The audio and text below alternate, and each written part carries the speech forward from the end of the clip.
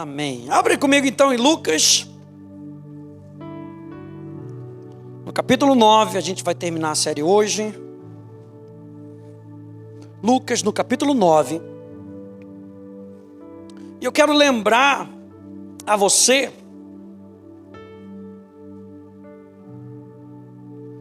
que Jesus, aqui no capítulo 9, ele envia os seus discípulos, e ele fala para os seus discípulos a percorrerem as aldeias anunciando o evangelho, e Jesus fazia isso. Jesus anunciava o evangelho e curava a todos, por toda parte. E aí Jesus faz aquela primeira multiplicação de pães e peixes, Jesus mostrando o sobrenatural para aquelas pessoas. Depois Jesus chega para Pedro e ele pergunta para aqueles homens: quem é que vocês dizem que eu sou? Pedro responde: tu és o Cristo de Deus.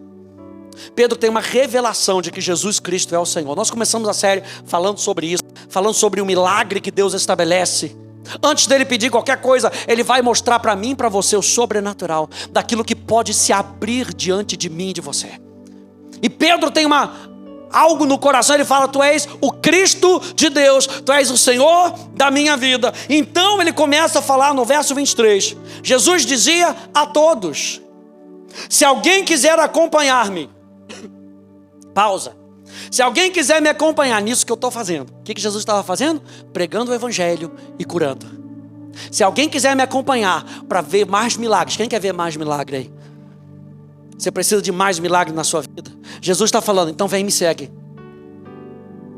Mas nisso ele ainda fala: se você quiser me acompanhar, negue-se a si mesmo, tome diariamente a sua cruz e me siga. No verso 24, nós falamos que Deus nos deixa promessas. Lembra que a gente falou sobre renovação de mente? Como é que nós vamos carregar a nossa cruz todo dia? Nós precisamos renovar a nossa mente na palavra. Nós falamos sobre renovar a mente nas promessas de Deus. Não sei se você já acessou, mas está lá no meu blog, 365 promessas. Para você se encher. Pega um por dia. E se enche da verdade. Porque quando você se enche da verdade, ele te ajuda a carregar a cruz. A gente não desiste no meio do caminho. Foi aí que nós vimos no verso 25: pois o que adianta ao homem ganhar o mundo inteiro e perder-se ou destruir a si mesmo? Nós perguntamos no domingo passado qual é a nossa prioridade. Jesus estava alertando aqueles homens no meio do caminho: vocês querem ver milagre, vocês querem ver cura, glória a Deus, mas no meio do caminho coisas vão chamar a sua atenção, para que vocês não terminem. E Jesus está falando: vamos terminar, vamos até o final. Diga comigo: eu vou até o final. Jesus está alertando esse povo: vamos até o final. E aí que a gente entra no verso 26, que diz: se alguém se envergonhar de mim e das minhas palavras, o Filho do Homem se envergonhará dele, quando vier em sua glória e na glória do Pai e dos santos anjos. Marcos capítulo 8, no verso 38, na versão fácil de ler, diz assim: as pessoas de hoje em dia são pecadoras. Na versão, na NA, diz assim: adúlteras e pecadoras. Ele está falando de uma geração. Gente, presta atenção, uma geração pelo qual nós temos uma palavra do evangelho, ou para o qual nós temos uma palavra. Ele está falando: vocês estão nesse dia, vocês estão nessa comunidade com redor de pessoas adultas. O que são pessoas adultas? Pessoas que fazem aliança e quebram aliança. Ele está falando de pessoas que possivelmente talvez tenham feito aliança com Deus e quebraram aliança com Deus. Pessoas afastadas de Deus, adúlteras e pecadoras. Eles têm sido infiéis a Deus. Enquanto vocês estiverem morando no meio delas, não tenham vergonha de mim, nem das coisas que ensino. Se acontecer isso, então eu, o Filho do Homem, também terei vergonha de vocês, quando eu vier na glória do meu Pai com os santos anjos. Jesus, ele passa para o ponto culminante do que ele queria falar para os seus discípulos, na realidade do que significa segui-lo, versus alguém que não coloca a sua fé nele. Então esse versículo aqui é crucial. O que nós precisamos para essa nossa caminhada? Nós devemos estar convencidos. O que Jesus está falando para os seus discípulos? Vocês precisam estar convencidos. No meio dessa geração que não acredita em Deus, no meio de uma geração que não acredita mais em milagre, no meio de uma geração que está afastada de Deus, vocês que são meus discípulos, vocês precisam estar convencidas de quem é Deus, do valor de Deus na nossa vida. Por isso ele falou sobre prioridade no versículo anterior, porque a gente precisa saber quem é Deus. Lembra que nós cantamos? Em tua presença tudo perde o seu valor. Comparado com Deus, o que é mais importante? Comparado com o reino de Deus, o que é mais importante? Nós precisamos ser convencidos do seu valor, da veracidade das suas palavras e da suficiência da sua obra. Ao fazermos a obra de Deus, a gente precisa ter essa consciência, esse convencimento no nosso coração. E a linguagem que Jesus usa aqui é uma linguagem que implica uma coisa: ousadia. Quando Jesus fala para a gente não se envergonhar dele, nem da sua palavra, o tipo de linguagem que está sendo usada ali é uma linguagem que pede de nós ousadia. E aí eu peço com que você abra lá em 2 Timóteo, por favor. 2 Timóteo, no capítulo 1. E eu acho interessante de 2 Timóteo, porque 2 Timóteo foi a última carta escrita pelo apóstolo Paulo. Paulo já estava numa prisão, nós estivemos nessa prisão, lá em Roma, prisão Mamertina, e Paulo estava lá, um espacinho pequeno, um buraco em cima, não dava para sair, ele estava preso. O que isso me passa? Quando Paulo escreve aqui para Timóteo, gente, ele escreve certo de que ele seria morto. Então tem um senso de urgência no coração de Paulo. Eu quero que vocês entendam com essa série que existe um senso de urgência para a gente servir a Jesus. Existe um senso de urgência no coração de Deus, nos chamando para segui-lo, para servi-lo com tudo que nós somos. E o apóstolo Paulo deixa isso registrado aqui, 2 Timóteo, capítulo 1, a partir do verso 1, diz: Paulo, apóstolo de Cristo Jesus, pela vontade de Deus, conforme a promessa da vida em Cristo Jesus, ao amado filho Timóteo, que a graça, a misericórdia e a paz de Deus, da parte de Deus Pai e de Cristo Jesus, o nosso Senhor, estejam com você. Dou graças a Deus, a quem desde os meus antepassados sirvo com a consciência limpa, porque sem cessar lembro de você nas minhas orações noite e dia.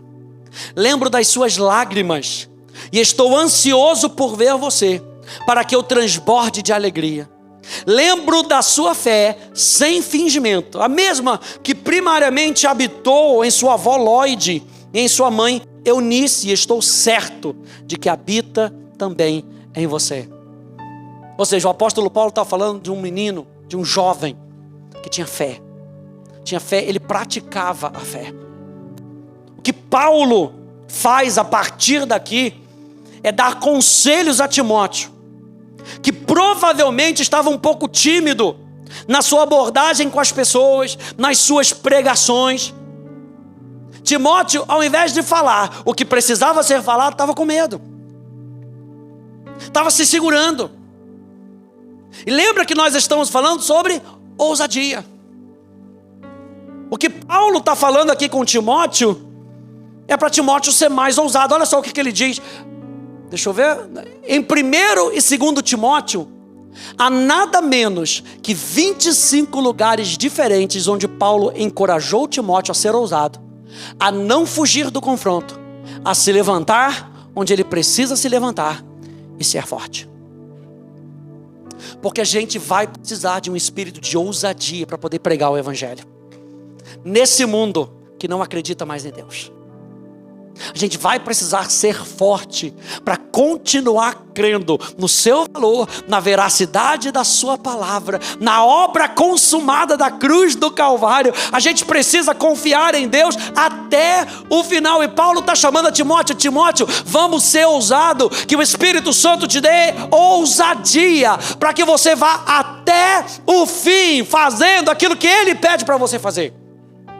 Se você for olhar para os profetas do Antigo Testamento, não era fácil ser profeta. Porque se tinha uma coisa que profeta ia experimentar, perseguição. Ainda mais quando eles tinham que confrontar. Gente, é o mesmo Espírito. É o mesmo Espírito que nos dá a palavra, preste atenção. É o mesmo Espírito que dá a palavra de Deus para você falar. É o mesmo Espírito que te dá o poder para você falar. No verso 6, Paulo fala assim: por essa razão, eu venho lembrar-lhe que reavive o dom de Deus que está em você. Quantos aí sabem que você tem o Espírito Santo? Você nasceu de novo, você tem o Espírito Santo. O dom de Deus está em você. Você tem uma chamada de Deus para fazer aquilo que Ele precisa que você faça. Verso 7, porque Deus não nos deu espírito de covardia, mas de poder, de amor e de moderação. Paulo está lembrando a Timóteo que na sua jornada como pastor, como ministro, era necessário lembrar que Deus não nos deu espírito de medo. Deus não nos dá espírito de medo. Aliás, a gente lembrou hoje aqui na oração que o verdadeiro amor lança fora todo medo. Saber que eu sou amado, gente, eu estou me lembrando disso, não sei se eu já falei isso na série, mas quando Jesus está lá nas águas do batismo, e lembra que batismo significa morte, que João Batista vira para Jesus e fala assim: não, você que tem que me batizar. Jesus fala: não, eu preciso cumprir as escrituras, você tem que me batizar. Então quando ele decide se batizar, cumprir a vontade do Pai, quando ele sai das águas, ele ouve uma voz dizendo: esse é o meu filho amado, em quem eu me comprazo. Aí ele vai para o deserto. Primeiro teste de Satanás para Jesus: se você é filho de Deus. O que ele omite nessa história? O amor, o amado. Porque ele sabe que na hora que nós soubermos que nós somos amados por Deus, amados de Deus, o jogo muda, o jogo vira. Então a nossa certeza, Romanos capítulo 8, nós lemos, a nossa certeza tem que ser num Deus que nos ama, e que apesar de nós estarmos passando sofrimentos por causa do nome dEle, Ele continua nos amando. Deus nos ama, e é dessa maneira que Ele investe o dom dEle em nós, por causa do seu amor. Se precisarmos renunciar às nossas vontades para fazer a dEle, Deus não me deu espírito de medo. Diga: Deus não me deu espírito de medo. Se precisarmos pregar o evangelho, diga: Deus não me deu espírito de medo. Se precisarmos andar pela fé, diga: Deus não me deu espírito de medo.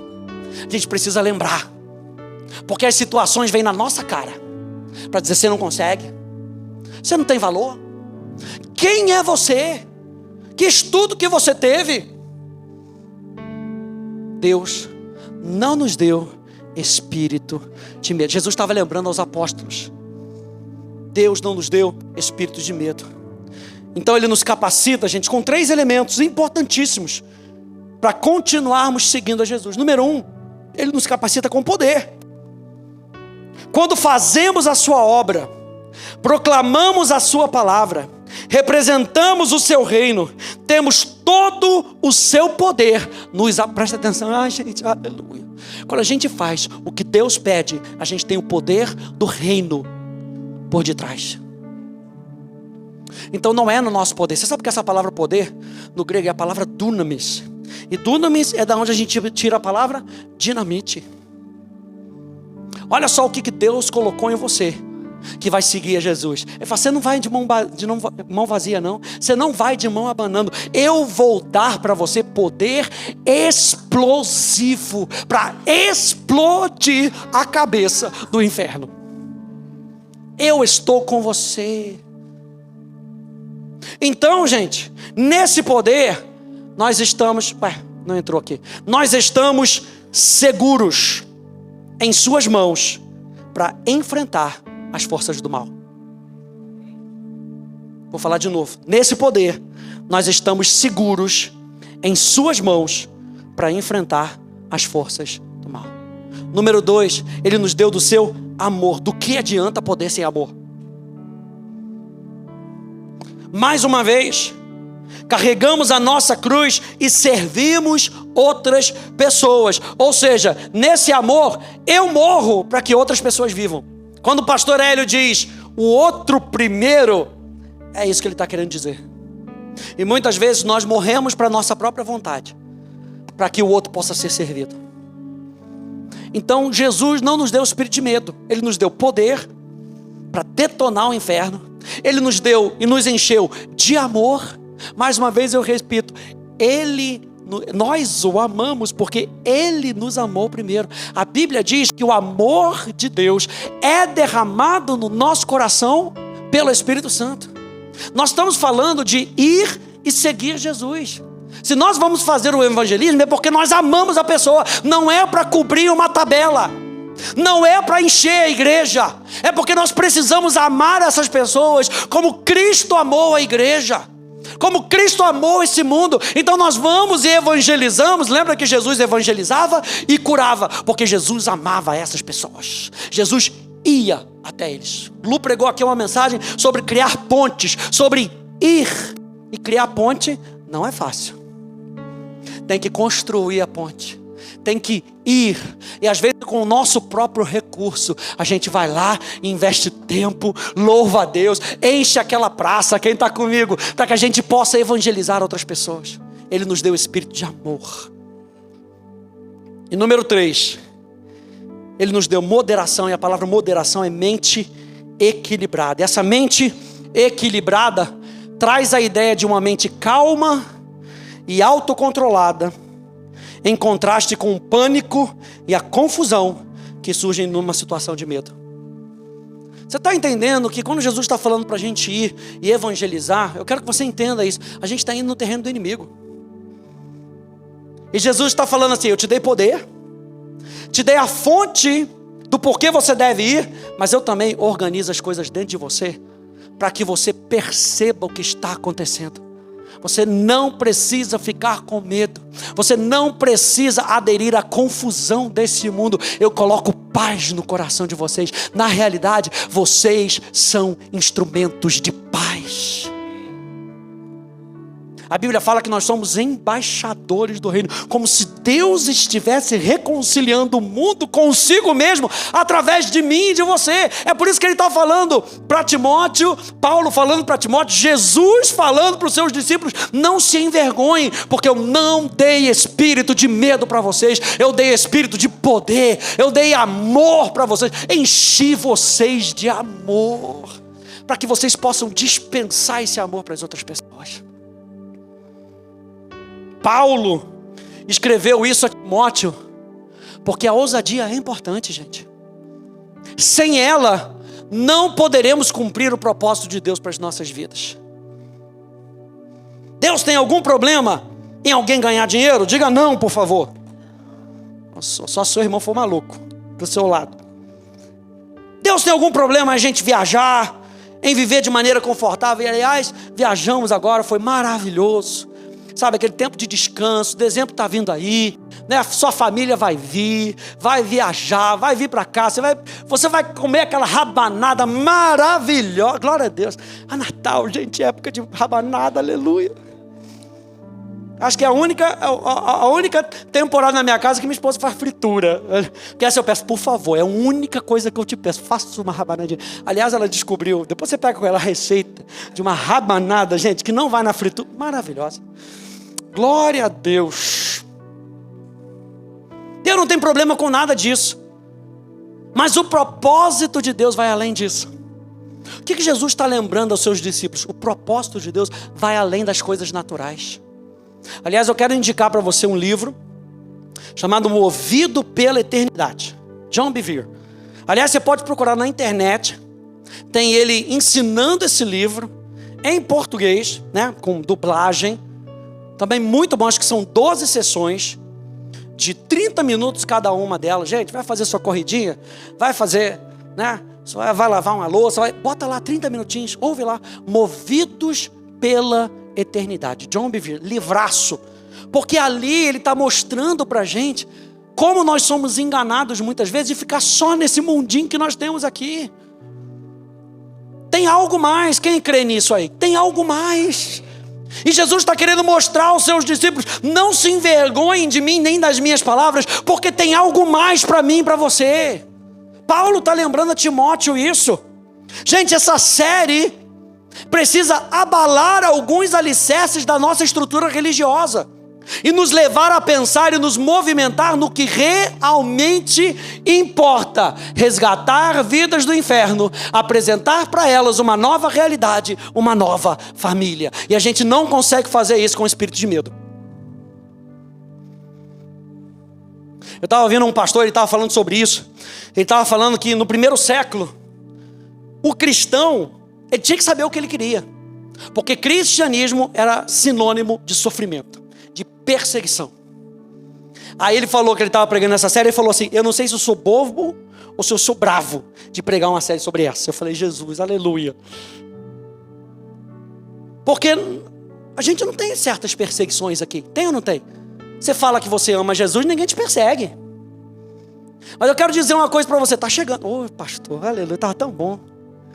Eu estava comentando com os líderes hoje. A igreja, por exemplo, quer fazer um cartão de crédito? Não consegue. É negado. E eles estão segurando tudo para... A gente não tem mais dinheiro nesse mundo, espécie, para ser cartão, Pix, Drex. A igreja hoje já tem uma certa perseguição, até mesmo no Brasil.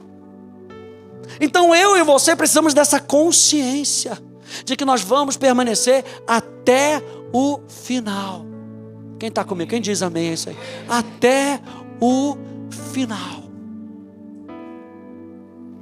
Versículo 8 de 2 Timóteo diz assim: portanto, não se envergonhe do testemunho do nosso Senhor, nem do seu prisioneiro, que sou eu. Pelo contrário, participa comigo dos sofrimentos a favor do Evangelho, mais uma vez, segundo o poder de Deus. Participa como? Segundo o poder de Deus. Não tenta participar na sua própria força. Veja, o cristianismo não é para a gente participar na nossa própria força, é para depender dele. Então o apóstolo Paulo está falando segundo o poder de Deus. O poder de Deus, gente, sempre vai estar presente na nossa vida. Nem sempre Deus remove as dificuldades, mas o poder de Deus sempre estará presente no meio das dificuldades. Olha o Salmo 23, do versículo 4, na tradução da Paixão, que nos lembra: mesmo quando o seu caminho, está falando do caminho de Deus, o caminho que Ele tem para mim e para você, me leva ao vale da mais profunda escuridão, o medo nunca vai me conquistar, pois você já conquistou o meu coração. Oh, o teu amor me conquistou, me conquistou. Oh, me transformou. O teu amor me conquistou. Eu fui conquistado pelo amor de Deus. Se eu fui conquistado pelo amor de Deus, meu olhinho brilha quando Ele fala comigo, quando eu ouço o nome dEle, falar de Jesus. Eu estava falando com os líderes, eu fui conversar com um rapaz que era lá do prédio, morava no prédio. Pastor, queria conversar contigo, para a gente poder bater um papo sobre Jesus. Falando 3 horas na cafeteria falando sobre Jesus. Estou falando sobre Jesus, Jesus, Jesus. Daqui a pouco chegou a esposa dele. Aí a gente ficou conversando sobre Jesus. Todo mundo ali tomando um cappuccino gelado, gente. Glória a Deus. E falando sobre Jesus. E, gente, vai falar sobre Jesus. Você vem aqui para o gabinete para falar de Jesus comigo? Meu coração vibra. Porque eu fui conquistado por Ele. Não tem prazer melhor para a gente, como cristão, como discípulo, do que falar de Jesus. Ah, esses crentes chatos só falam de Jesus. É que a gente não é chato, não. A gente foi conquistado por Ele. Ele diz: a sua autoridade, mesmo nesse tempo de tribulação, é a minha força e a minha paz. O que é a minha força e a minha paz durante o tempo de crise? A autoridade dele na minha vida. Ele é meu Senhor, ele cuida de mim. O conforto do seu amor tira o meu medo. Nunca estarei sozinho, pois você está perto. Daniel capítulo 3, aqui na tela também. Lembra dos amigos de Daniel?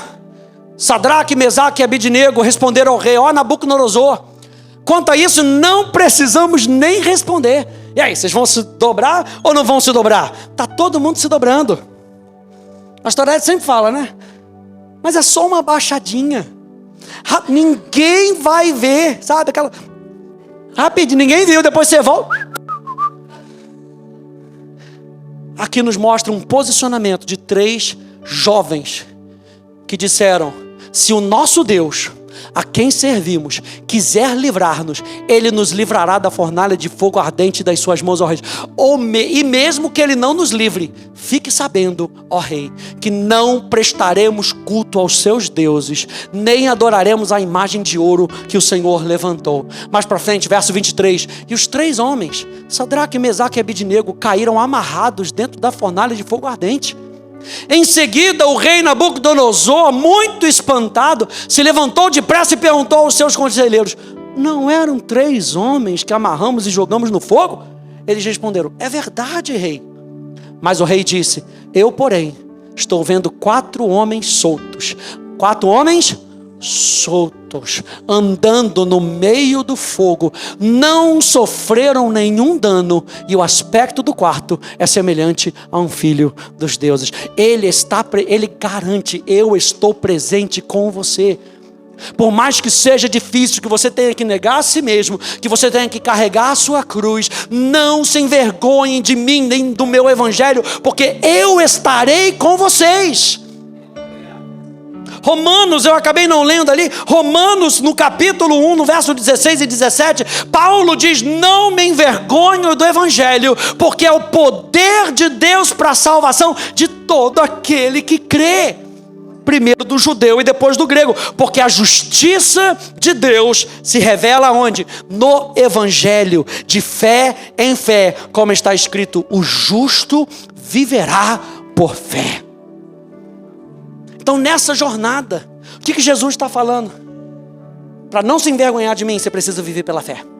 Aprender a viver pela fé. E nós ensinamos que fé é um relacionamento com Deus. Fé é viver não com base em fórmulas. Fé é com base em relacionamento com Deus. Verso 9 de 2 Timóteo. Paulo fala no verso 8: participa comigo dos sofrimentos a favor do evangelho, segundo o poder de Deus. Verso 9, que nos salvou e nos chamou com santa vocação, não segundo as nossas obras, mas segundo a sua própria determinação, segundo o seu próprio propósito e graça. Olha a graça de Deus aí, gente. Você não está sozinho, a graça de Deus está com você. Aquilo que você não consegue fazer por você mesmo, o Deus de toda a graça está com você. E gente, nós só somos apenas vaso de barro. A glória é toda dele. É Ele quem faz. Você é apenas veículo. Você é apenas instrumento para que Deus possa alcançar outras pessoas. Deus nos chamou pela sua graça, que nos foi dada em Cristo Jesus antes dos tempos eternos, e manifestada agora pelo aparecimento do nosso Salvador Cristo Jesus. Gente, Ele não só destruiu a morte, como trouxe à luz a vida e a imortalidade mediante o Evangelho. No Evangelho, que é o poder de Deus para a salvação, nós estamos trazendo a própria presença de Deus, que quebra todo espírito de morte, que quebra toda a morte espiritual. Quando nós apresentamos o Evangelho é vida. E vida destrói a morte. A vida de Deus é mais forte do que a própria morte. A morte não pode retê-lo. A morte não pode segurar Jesus na tumba, porque Ele é a própria vida. Ele disse: eu sou o caminho, eu sou a verdade, eu sou a vida. A vida tem mais poder do que a morte. E Ele está falando: esse é o Evangelho. Essa é a convicção que a gente tem. Para esse evangelho, eu fui designado pregador, apóstolo e mestre. E é por isso que eu estou sofrendo essas coisas. Nós já falamos, não é todo tipo de sofrimento. Não é aquele sofrimento que a gente faz coisa errada. É o sofrimento pelas coisas de Deus, é o sofrimento pelo posicionamento. É o sofrimento quando o mundo diz sim, a gente diz não, por amor a Ele. Quando Deus diz não e o mundo diz sim, nós ficamos com o não de Deus. É o sofrimento por escolher a Cristo no mundo adúltero, no mundo infiel. Por isso eu estou sofrendo, mas não me envergonho. Por quê?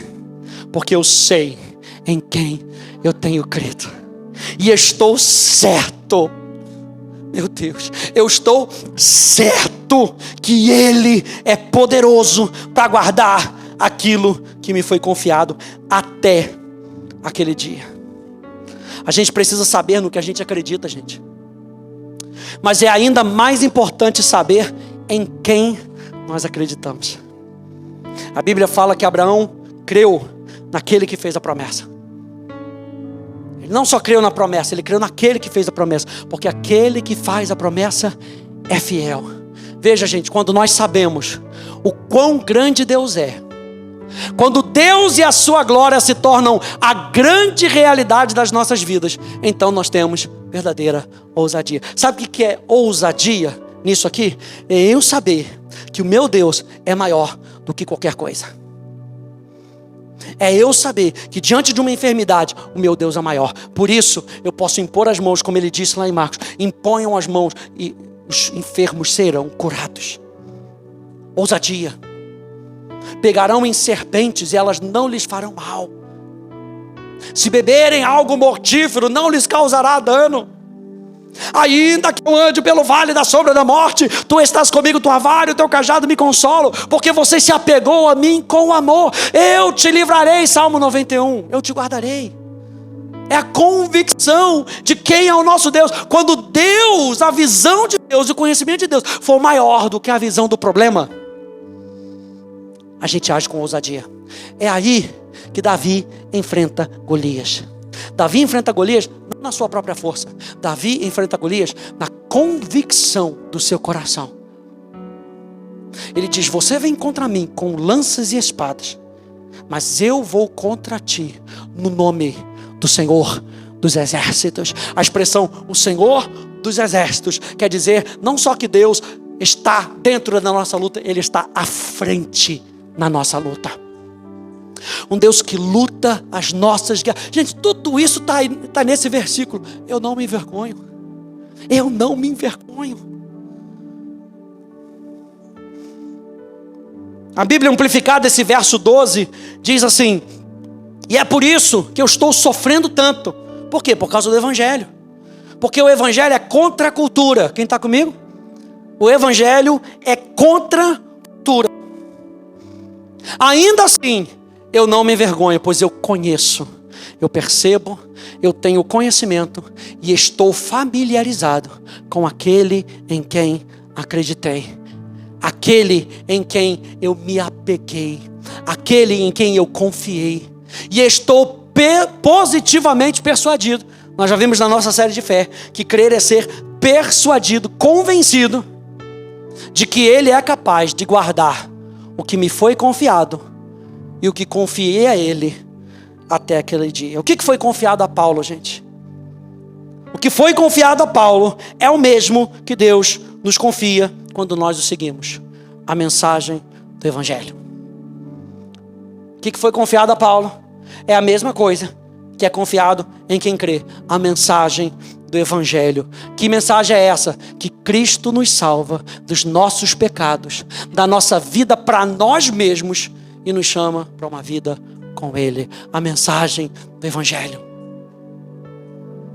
A gente aprende que no Evangelho, por mais que Deus faça algo em nós, Ele faz algo em nós para poder fazer algo através de nós. É por isso que a gente precisa aprender a renunciar. O que Paulo confiou a Deus e que precisamos seguir o seu completo? Paulo confiou a sua vida por completo.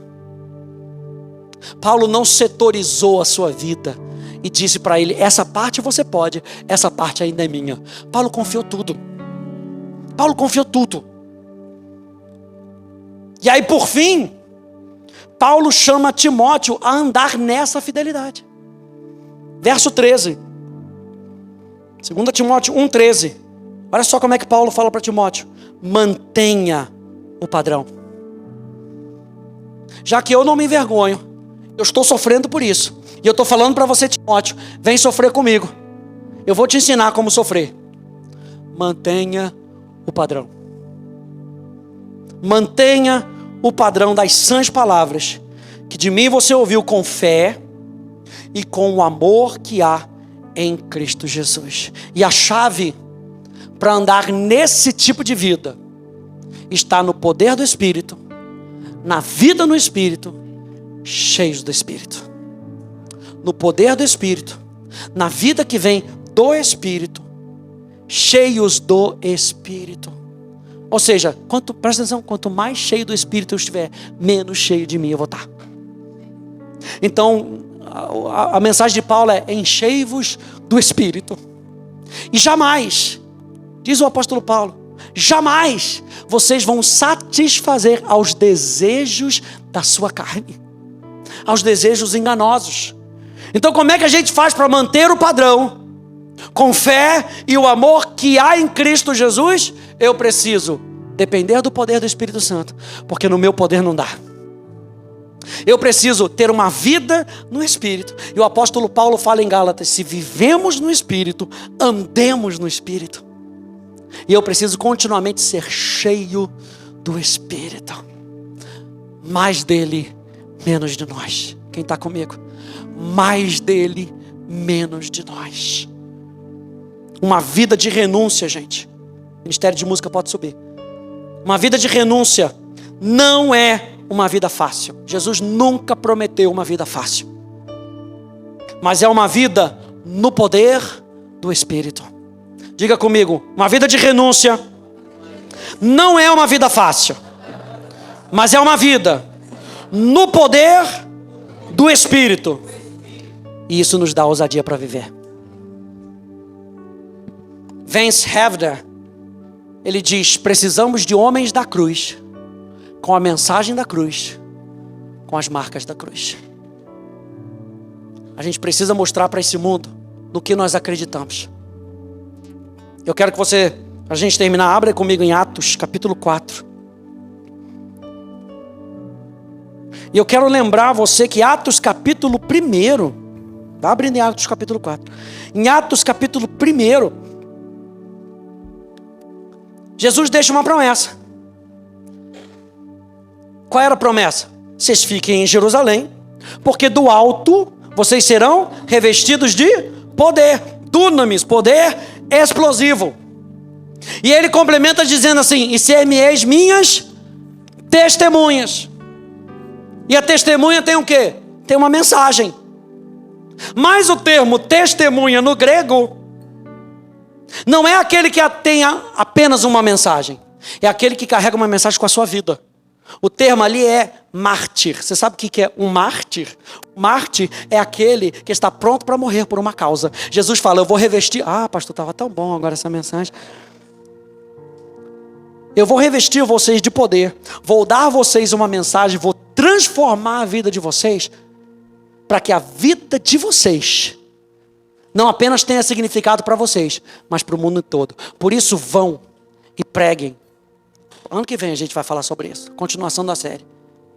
Ir e pregar o Evangelho a toda criatura, fazendo discípulos, batizando-os em o nome do Pai, do Filho e do Espírito Santo. E eu estarei com vocês todos os dias até a consumação dos séculos. Tudo isso que Jesus estava fazendo é preparação para eles. Vocês estão certos que vocês querem me seguir? Vocês estão certos que vocês querem ser meus discípulos? Porque eu vou enviar vocês. Mas eu não vou enviar vocês de qualquer maneira. Vocês estão prontos para morrer pelo Evangelho. Vocês estão prontos para morrer por aquilo que vocês acreditam. Se vocês estiverem dispostos, Eu dei a minha vida por vocês. Eu encho vocês de poder. Eu encho vocês de amor. Eu encho vocês com uma mensagem. Eu coloco paz no coração de vocês. E vocês vão ver o sobrenatural acontecendo na frente de vocês. Porque eu mesmo, quando mando a minha palavra, ela não volta para mim vazia. Ela faz o que me apraz. Meu Deus. Atos capítulo 4. Pedro e João tinham sido presos. Porque estavam fazendo o quê? Pregando a palavra. Verso 8. Diz então Pedro, cheio do Espírito Santo. E lembra que eles foram revestidos de poder. Em Atos capítulo 2, eles foram revestidos de poder. Então Pedro, cheio do Espírito Santo, lhes disse: autoridade do povo e anciãos, visto que hoje somos interrogados a propósito do benefício feito a um homem enfermo e do modo como ele foi curado, saibam os senhores todos e todo o povo de Israel que em nome de Jesus Cristo Nazareno, a quem vocês crucificaram e a quem Deus ressuscitou dentre os mortos, sim, em seu nome é que este está curado na presença de vocês. Este Jesus é a pedra que vocês, os construtores, rejeitaram, mas ele veio a ser pedra angular. Verso 12, e não há salvação em nenhum outro, porque debaixo do céu não existe nenhum outro nome dado entre os homens, pelo qual importa que sejamos salvos. Ao verem a ousadia de Pedro, não ficou só no talk não ficou só no sou crente. Ele não precisou mostrar a carteirinha de membro da Academia da Fé não. Sabe o que ele fez? Ele agiu com ousadia, cheio de poder, de amor e de moderação. Paz no coração dele, enquanto eles estavam sendo acusados. Ao verem a ousadia de Pedro e João, sabendo que eram homens iletrados e incultos. E a expressão iletrados e incultos aqui quer dizer que eles não tinham um treinamento formal. Enquanto todos esses homens do Sinédrio tinham ensino teológico, esses dois não tinham. O que eles tinham? O conhecimento revelado no coração deles de quem era Jesus. Por isso o apóstolo Paulo, ele vai dizer: eu pego todo esse conhecimento que eu recebi e considero como refúgio para conhecer a Cristo e o poder da sua ressurreição. O que eu quero ver é morto levantando. O que eu quero ver é pessoas sendo entregues para Jesus, entregando o seu coração para Jesus. O que eu quero ver é famílias se reconciliando. O que eu quero ver é o Espírito Santo sendo derramado sobre toda a carne, como profetizou Joel. O que eu quero ver é o reino de Deus em ação. Jesus está chamando esses discípulos para verem o reino de Deus em ação, para pararem com o blá blá blá da religiosidade e começarem no poder sobrenatural do reino de Deus. Tem poder disponível para mim e para você. Ao verem a ousadia de Pedro e João, sabendo que eram homens iletrados e incultos, ficaram admirados e reconheceram que eles haviam estudado com Jesus, que eles haviam aprendido sobre Jesus, que eles haviam estado na Academia da Fé, em todos os encontros da série Renúncia, e eles provavelmente, não, eles haviam estar. O que transforma a nossa vida é estar com Jesus, não é conhecer acerca de Jesus, não é viver na periferia de Jesus, e quando quiser eu saio, quando quiser eu entro, quando quiser eu saio, quando quiser eu entro, mas é viver em Cristo. A gente vai falar uma série aqui ano que vem, falando sobre identidade. Cristo em vós. É Cristo em você que faz a diferença. É aquele que se une ao Senhor, é um só espírito com Ele. É o tempo que a gente gasta com Jesus que faz a diferença no nosso dia a dia. E eles reconheceram que esses homens estavam com Jesus. Verso 29. A igreja estava orando. Todo mundo orando. Uau. Verso 29. Agora, Senhor, olha para as ameaças deles e concede aos teus servos que anunciem a tua palavra com toda a ousadia. Mesmo depois de ser perseguidos, eles queriam mais ousadia.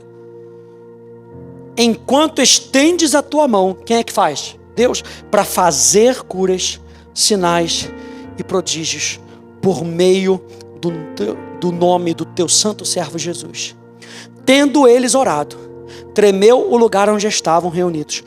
Todos ficaram cheios do Espírito Santo e com ousadia, alguns deles anunciavam? Não. Estar cheio do Espírito Santo nos concede ousadia para pregar a palavra, para impor as mãos, para dar uma palavra para uma pessoa. Ousadia. Eu quero incentivar você a não desistir. Eu quero dizer para você que tudo que você precisa é do seu relacionamento com Jesus, de estar com Ele, de saber quem Ele é. Ele vai dizer para você quem você é. Ele vai dizer o que você tem. Ele vai dizer o que você pode. Você pega tudo isso, acredita nele e parte para a briga. Vai para junto com o espírito de ousadia. Ousadia do céu, gente. Para quê? Para que a mensagem do Evangelho possa chegar a mais pessoas. Fique de pé, por favor.